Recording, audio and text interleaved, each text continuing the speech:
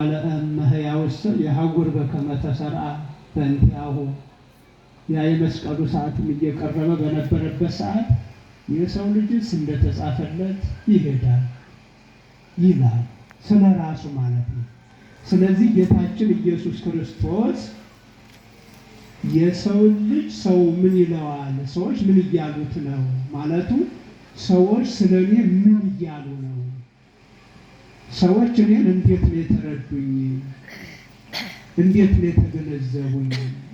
ማን እንደሆንኩ ነው ያወቁት የተረዱት ብሎ ደቀ መዛሙርቱን ጠየቀ። ሰው ስለሱ የሚለውን አያውቅ ይሆን? አያውቅ ይሆን? ያውቃል።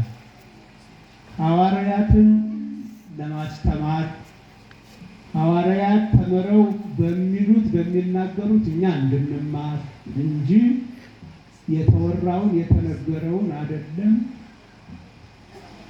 የታሰበው። ሰዎች ወደፊት የሚያስቡትን ከመታሰቡ በፊት የሚያውቅ ጌታችን መድኃኒታችን ኢየሱስ ክርስቶስ ነው። እና እንዲህ ብሎ ጠየቃቸው፣ ሰው ምን እያለኝ ነው? እንዴት ተረዳኝ? እንዴት ተገነዘበኝ? ማን እያለኝ ነው? እና ይህን ጥያቄ በጠየቀ ጊዜ ደቀ መዛሙርቱ እንዲህ ብለው መለሱ ይለናል። ማነው? የዚህ ወንጌል ጸሐፊ ቅዱስ ማቴዎስ። ተከታተሉ። ደቀ መዛሙርቱ ሲመልሱ እንዲህ አሉ አለ። እንዲህ አልን ማለት ነው እንግዲህ አንዳንዶቹ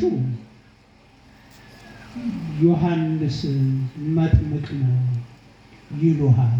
ቦለ ይብሉከ ዮሐንስ መጥምቅ። ያ ሄሮድስ አንቲጳስ ያስገደለው ዮሐንስ መጥምቅ ተነስቷል። እሱ ነው እንዲህ የሚናገረው እንዲህ የሚሰራው። እና እንደዛ ነው ሰው የተገነዘበው። አንዳንዱ ዮሐንስ መጥምቅ ነው ይልሃል አሉት። ደግሞ ወካልአን ይብሉከ ኤልያስ፣ ሌሎች ደግሞ ኤልያስ ነው ይሉሃል። ኤልያስ እንደሆንክ ነው የተረዱት። ወመንፈቆሙ ይብሉከ ኤርምያስ፣ ግማሹ ደግሞ ማን ይልሃል? ኤርምያስ ነው ይሉሃል። ወእማ እኮ ይህም ባይሆን ዮሐንስ መጥምቅም ላይሆን ይችላል፣ ኤርምያስም ላይሆን ይችላል፣ ኤልያስም ላይሆን ይችላል፣ እንዲሁ ከቀደሙት ነቢያት አንዱ ነው ይሉሃል። ማለት ኢያሱ ሊሆን ይችላል ወይ ሙሴ ነው ይሉሃል። እንግዲህ ሰው የተረዳህ እንደዛ ነው ማለት። ልክ ነበሩ ሰዎቹ? ልክ ነበሩ? አልነበሩም አይደል? አልነበሩም። ብቻ ሰው እንደዚህ ይልሃል።